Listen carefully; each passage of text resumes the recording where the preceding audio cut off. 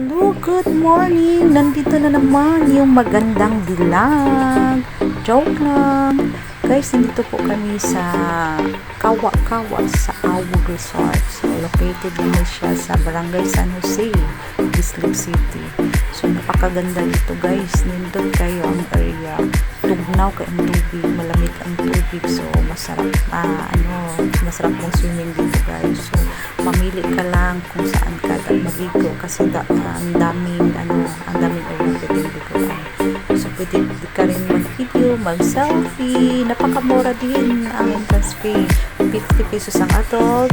Children is 30 pesos. So, doon lang po kayo siya. Malapit lang din siya sa highway guys. 2.5 kilometer din.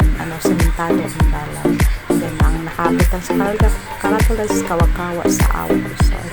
Thank you for watching. God bless. Bye.